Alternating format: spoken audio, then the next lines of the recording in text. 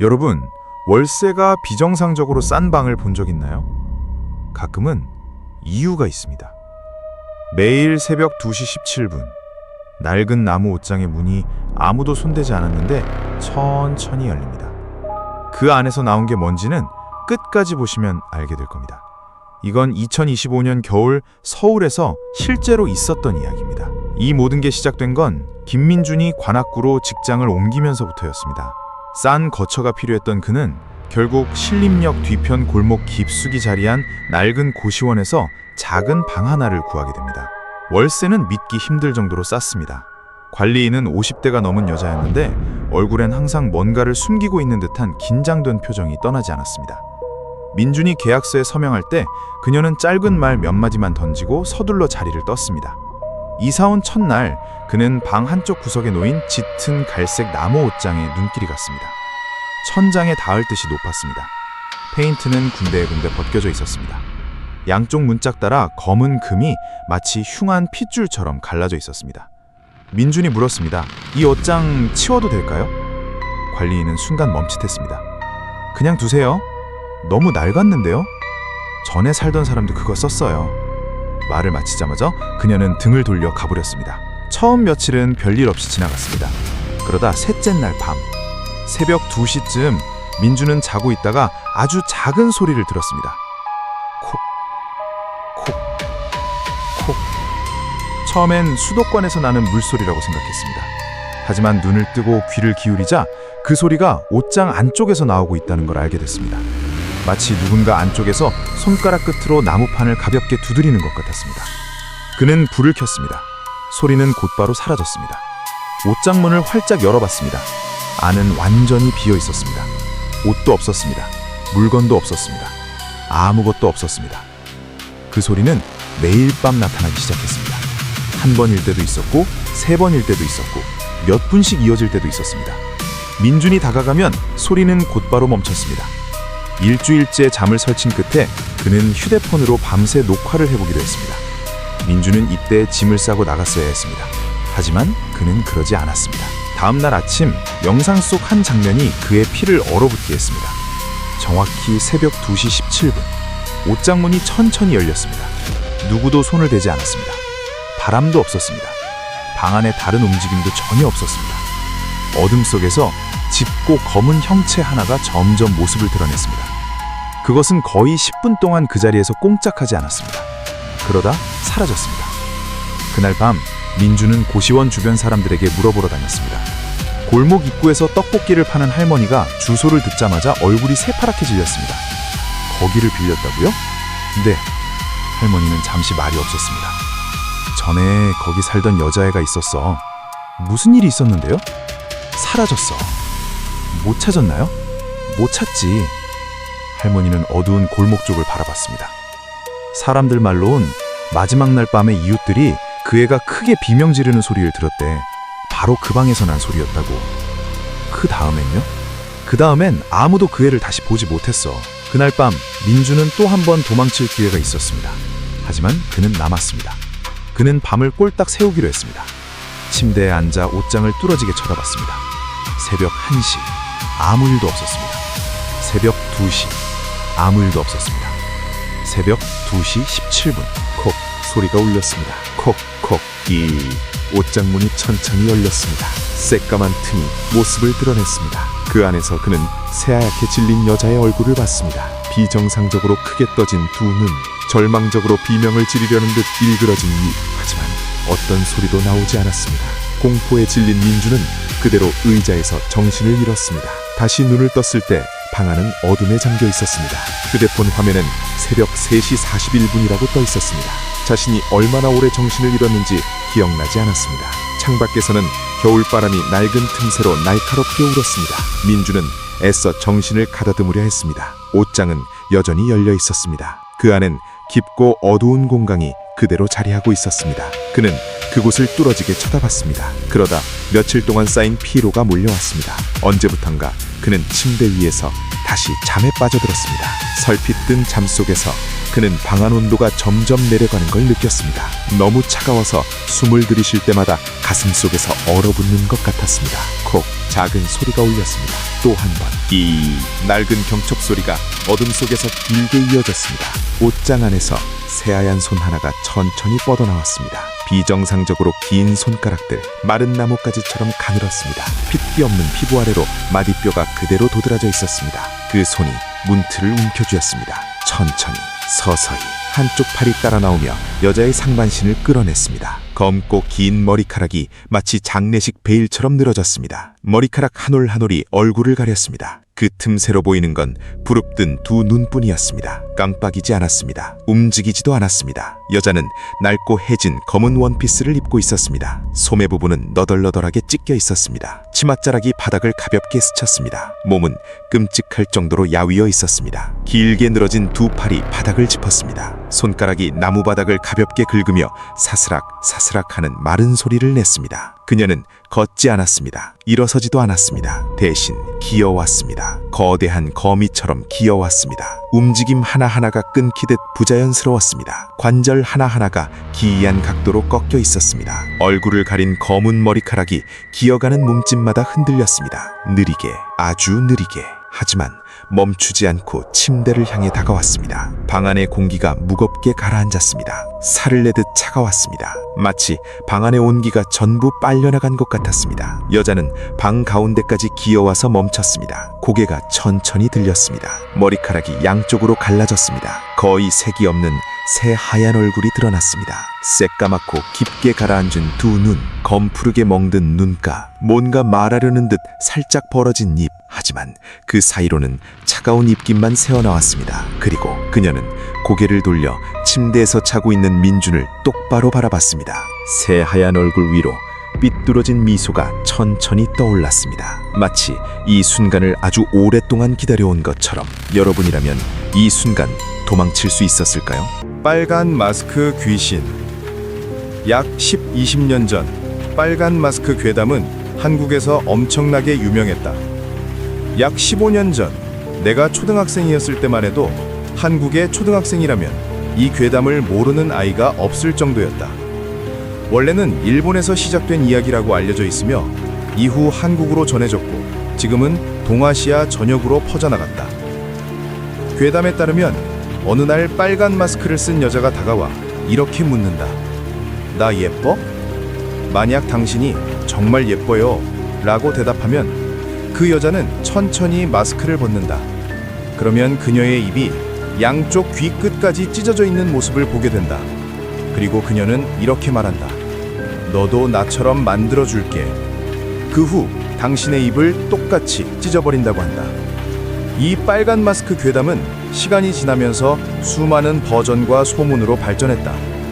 첫 번째로 혈액형에 따라 입이 찢어지는 길이가 다르다는 소문이 있었다. 예를 들어 A형은 가장 짧게 찢어진다. B형은 그보다 조금 더 길게 찢어진다. AB형은 크게 웃는 입 모양 정도까지 찢어진다. O형은 얼굴 끝까지 입이 찢어진다고 한다. 물론 근거 없는 소문이지만 당시 학생들 사이에서는 꽤 널리 퍼져 있었다. 두 번째로는 빨간 마스크 귀신뿐만 아니라 여러 색의 마스크 귀신이 존재한다는 소문도 있었다. 예를 들면 파란 마스크를 쓴 남자 귀신은 입이 가로가 아니라 세로로 찢어져 있다고 한다. 흰 마스크를 쓴 성형외과 의사는 빨간 마스크 귀신의 입을 찢은 장본인이라는 이야기가 있었다. 검은 마스크 귀신은 항상 빨간 마스크 귀신을 노리며 해치려 한다는 소문도 있었다. 이 외에도 수많은 변형 이야기와 설정들이 학생들 사이에서 계속 만들어졌고 괴담은 점점 더 유명해졌다. 지금은 예전만큼 자주 언급되지는 않지만 빨간 마스크는 여전히 한국에서 가장 유명한 도시괴담 중 하나로 남아있다. 빨간 마스크. 제 이름은 한지훈입니다. 그해 저는 인천에 있는 한 고등학교 2학년에 재학 중이었습니다. 누군가 제게 세상에서 가장 무서운 것이 뭐냐고 묻는다면 저는 귀신이라고 대답하지 않을 겁니다. 저는 이렇게 말할 겁니다. 빨간 마스크를 쓴 여자. 모든 일은 늦가을 어느 날에 시작됐습니다. 그날 학교에서는 야간 자율학습이 있었습니다. 수업이 끝났을 때는 밤 10시가 다 되어가고 있었습니다. 밖에는 비가 억수같이 쏟아지고 있었습니다. 빗방울이 교실 창문을 두드리는 소리가 끊임없이 들려왔습니다. 저는 창밖을 바라보았습니다. 운동장은 텅 비어 있었습니다. 아무도 없었습니다. 친구들은 모두 부모님이 데리러 왔고 학교에 남아있는 사람은 저뿐이었습니다. 학교에서 집까지는 걸어서 약 20분 정도 걸립니다. 저는 우산을 펴고 길을 나섰습니다. 비는 점점 더 거세졌습니다. 노란 가로등 불빛이 젖은 도로에 비쳐 이상할 정도로 음산한 분위기를 만들고 있었습니다. 평소 다니던 골목길은 유난히 한산했습니다.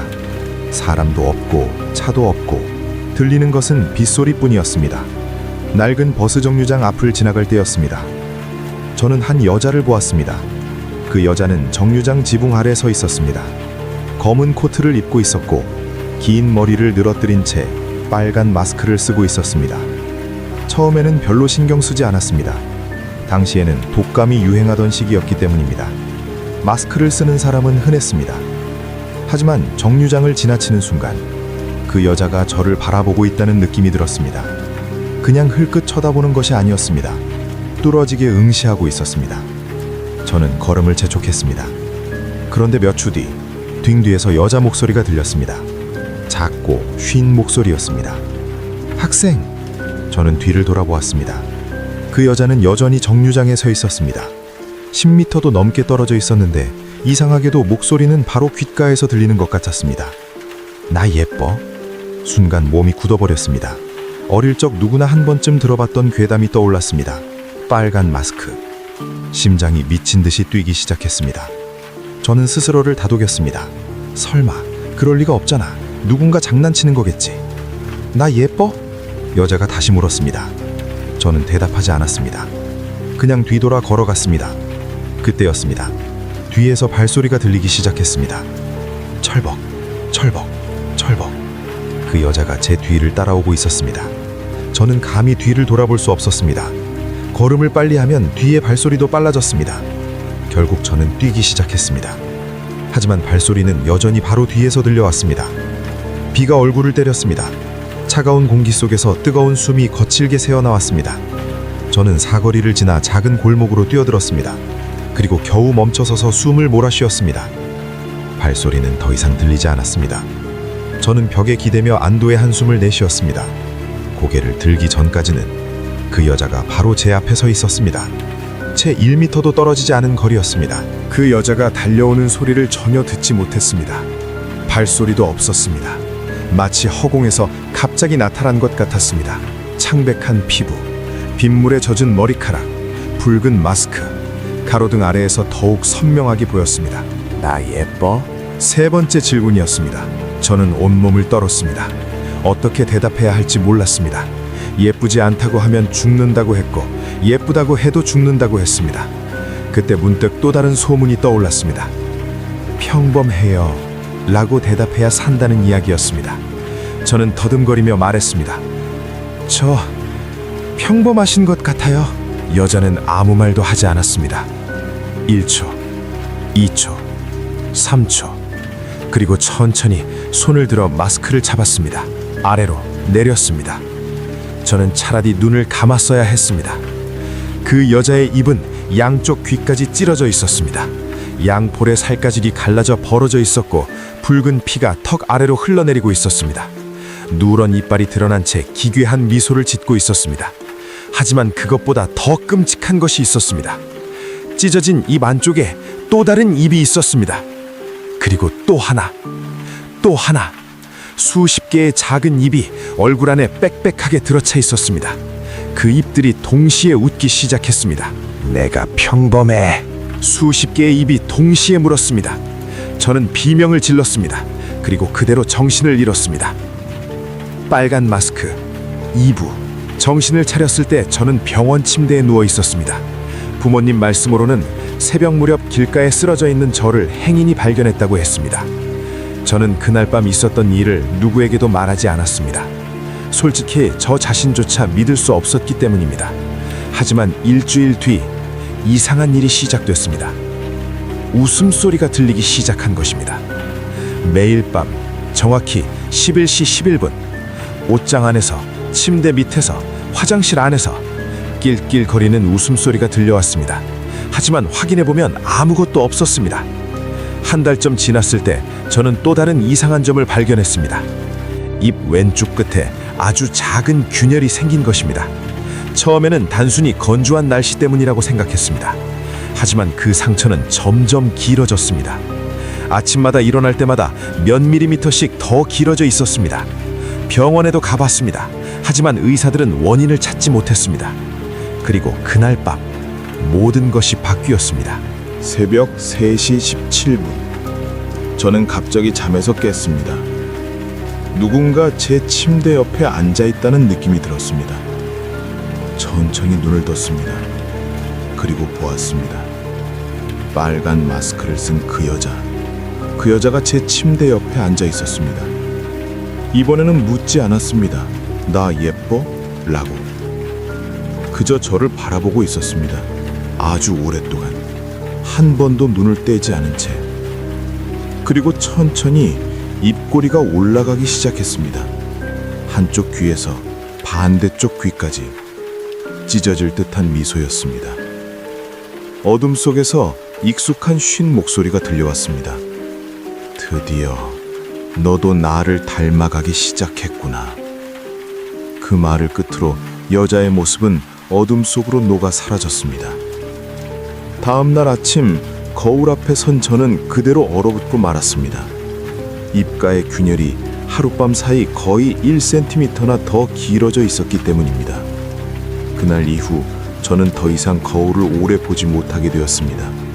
왜냐하면 가끔씩, 정말 가끔씩 거울 속 제 어깨 너머에 누군가가 서 있는 모습이 보이기 때문입니다. 젖은 긴 머리, 창백한 얼굴, 그리고 빨간 마스크. 그 여자는 아무 말도 하지 않습니다. 그저 미소를 짓고 있을 뿐입니다. 마치 기다리는 것처럼 제 입가의 균열이 언젠가 얼굴 끝까지 찢어지는 그날을. 그리고 그날이 오면 아마 저 역시 그 여자처럼 누군가에게 물어보게 될지도 모릅니다. 나 예뻐?